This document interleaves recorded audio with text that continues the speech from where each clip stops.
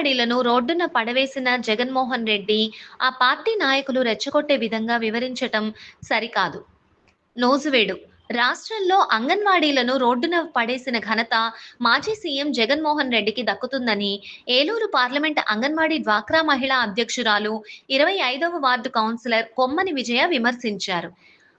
Nuzvid Telugu Desam party కార్యాలయంలో నూజివీడు అంగన్వాడీ డ్వాక్రా మహిళా కార్యదర్శి సయ్యద్ నజీమా మున్నీసా, 19వ వార్డు ప్రెసిడెంట్ జాలాది సుధారాణి, తెలుగునాడు అంగన్వాడీ రాష్ట్ర కార్యనిర్వహణ అధ్యక్షురాలు కొడాలి హేమలత, ఏలూరు జిల్లా ఉపాధ్యక్షురాలు రుద్రపాటి లక్ష్మీకాంత్తో కలిసి మీడియా సమావేశం నిర్వహించారు. ఈ సందర్భంగా విజయ మాట్లాడుతూ, రాష్ట్రంలో మహిళలు అత్యధికంగా వేధింపులకు గురైన సంఘటనలు ఏమైనా జరిగాయంటే అది వైసీపీ పాలనలోనే అని విమర్శించారు. అంగన్వాడీలకు జగన్మోహన్ రెడ్డి చేసిందేదీ లేదన్నారు. ముఖ్యమంత్రి చంద్రబాబు నాయుడు అంగన్వాడీలకు ఉద్యోగ భరోసా కల్పించడంతో పాటు జీతాలను పెంచిన ఘనత ఆయనకే దక్కుతుందన్నారు. వైసీపీ పాలనలో అంగన్వాడీల నోరును నొక్కేశారని, వారిని ఎలాంటి వేధింపులకు గురి చేశారో రాష్ట్ర వ్యాప్తంగా అందరికీ తెలిసిందే అన్నారు.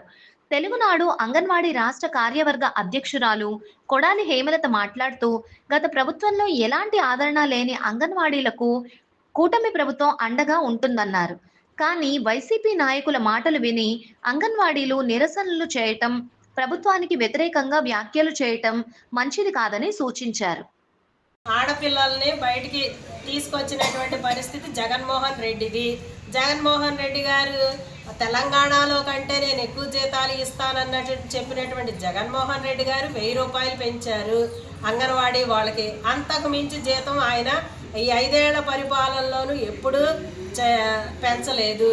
అక్కడ నుంచి గుజరాత్ నుంచి వచ్చేటువంటి పాలనలే ప్రతి ఒక్క అంగన్వాడీ సెంటర్లో డిస్ట్రిబ్యూషన్ చేయడం జరిగింది.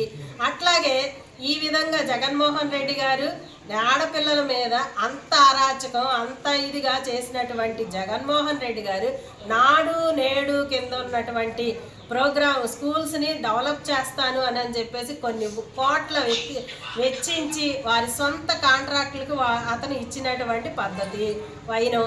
అదేవిధంగా వాళ్లే దోచుకోవాలి, వాళ్లే దాచుకోవాలి, వాళ్లే చూసుకోవాలన్న విధానంలో జగన్మోహన్ రెడ్డి గారు వ్యవహారం. అంగన్వాడీల మీద ఎంత అరాచకం అంటే కనీసం చిక్కీలే కానీ చిన్న పిల్లలకి ఇచ్చేటువంటి ఆహార పదార్థాలు కూడా కలుషితమైనటువంటి ఆహార పదార్థాలు సప్లై చేసినటువంటి జగన్మోహన్ రెడ్డి.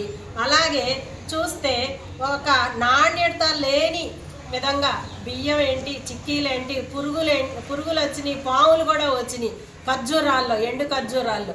ఈ విధంగా జగన్మోహన్ రెడ్డి గారు పసిపిల్లలను కూడా వదలకుండా ఆడుకున్నటువంటి వైనం. అలాగే చంద్రబాబు నాయుడు గారి హయాంలో చూస్తే చంద్రబాబు నాయుడు గారు అంగన్వాడీ వాళ్ళకి జీతాలు పెంచుతానని 2014 నుంచి 19 మధ్య జీతాల పెంపుతో పాటు 18,301 రూపాయలు అంగన్వాడీ కేంద్రాలు నిర్మించడం జరిగింది. 55,607 అంగన్వాడీల ద్వారా 40 లక్షల మందికి లబ్ధి చేకూర్చడం జరిగింది. అట్లాగే 17,894 నూతన అంగన్వాడీ కేంద్రాలను కూడా చంద్రబాబు నాయుడు గారు పెట్టడం జరిగింది. అవి కాగితాలకి పరిమితం కాకోకుండా ఈరోజు చంద్రబాబు నాయుడు గారు చర్య తీసుకొని ప్రతి ఒక్క అంగన్వాడీ మినీ సెంటర్స్ అన్నీ మంచిగా రావాలి అన్న సంకల్పంతో చంద్రబాబు నాయుడు గారు ప్రతి ఒక్క పిల్ల నుంచి మంచి పౌష్టికాహారం అందాలి అన్న ఈ విధంగా అంగన్వాడీ సెంటర్ని తీర్చిదిద్దాలన్న ఆశయంతో చంద్రబాబు నాయుడు గారు ముందుకెళ్ళటం జరిగింది. వీళ్ళకు కూడా జరిగినటువంటి జీతాలు పెంచుతానని కూడా చంద్రబాబు నాయుడు గారు చెప్పడం జరిగింది.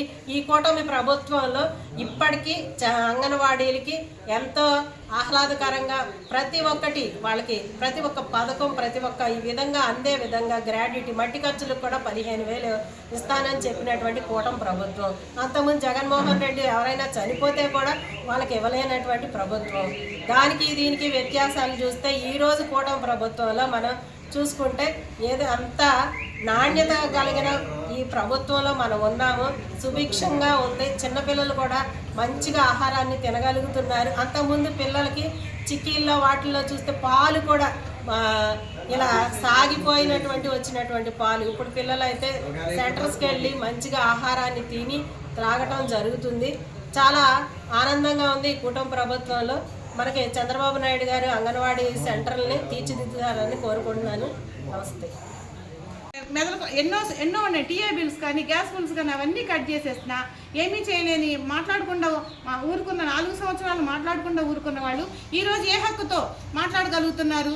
అంగన్వాడీలు రెచ్చగొట్టడం ఎంతవరకు భావ్యం అని చెప్పేసి మేము క్వశ్చన్ చేస్తున్నాము. 42 రోజుల సమ్మెలో ఖచ్చితంగా ఈ ప్రభుత్వం, కూటమి ప్రభుత్వం వాళ్ళు సపోర్ట్ ఇచ్చారు. ఇప్పుడు చేయట్లేదు అంటే చేయమని చెప్పలేదండి. మొన్న అసెంబ్లీ సాక్షిగా 4 రోజుల క్రితం అసెంబ్లీ సాక్షిగా గౌరవ మంత్రివర్యులు చెప్పడం జరిగింది. ఏమేం చేశారో చెప్పడం జరిగింది. మాకు కొంత టైం ఇవ్వండి, మేము దఫాలుగా అన్నీ చేసుకుంటూ వస్తున్నాము. ఎందుకంటే అంగన్వాడీ ఒకటే కాదు కదా, దీనికి కూడా మీరు కూడా చాలా బాగా చేస్తున్నారు కాబట్టి సెంట్రల్ గవర్నమెంట్ చేస్తున్నారు కాబట్టి మీకు జీతం పెంచుతాము, ఖచ్చితంగా పెంచి తీరుతాము. కొంత ఆర్థిక పరిస్థితి మీకు అందరికీ తెలుసు, రాష్ట్ర ఆర్థిక పరిస్థితి. కాబట్టి కొంచెం మీరు మాకు కొంత టైం ఇవ్వండి, మేము ఖచ్చితంగా చేస్తాము, ముందు చిన్న చేసుకుంటా వస్తాము అని చెప్పేసి చెప్పడం జరిగింది. ఫోన్లు పని చేయటం లేదు, అంత గత ప్రభుత్వం ఇచ్చిన ఫోన్లు పని చేయట్లేదని చెప్పాము. అవన్నీ బడ్జెట్తో పెద్ద పాలసీ మ్యాటర్స్ కదా, కొంచెం డబ్బుతో కూడుకున్నది.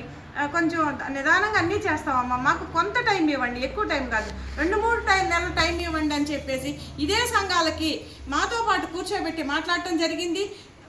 చాలా గౌరవంగా మర్యాదగా కూర్చోబెట్టి మాట్లాడి చక్కగా చెప్పడం జరిగింది. కానీ గత ప్రభుత్వంలో కనీసం ఒక్కసారైనా ఒక సీఎం గారు, ఇప్పుడు ఎవరైతే మా అంగన్వాడీలు రెచ్చగొడుతున్నారో వాళ్ళు గత ప్రభుత్వంలో ఒక్కసారైనా సీఎం గారితో చర్చలకు వెళ్ళారా? ఎవరినన్నా అంగన్వాడీలు చర్చలకు తీసుకువెళ్ళారా? లేకపోతే మంత్రివర్యులకు తీసుకెళ్లారా? మరీ దురదృష్టకరమైన విషయం ఏంటంటే గత ప్రభుత్వంలో 42 రోజుల సమ్మె టైంలో ఒక విలేకరులు ప్రశ్నిస్తే ఏంటి ఇది నాకు వస్తుందా అంటే నా శాఖ అని చెప్పేసి అంత దురదృష్టం అన్నమాట. మంత్రివర్యులు ఆ మాట అనటం అంగన్వాడీలుగా మేము చేసుకున్న దురదృష్టం అని చెప్పేసి మేము ఫీల్ అయ్యాము.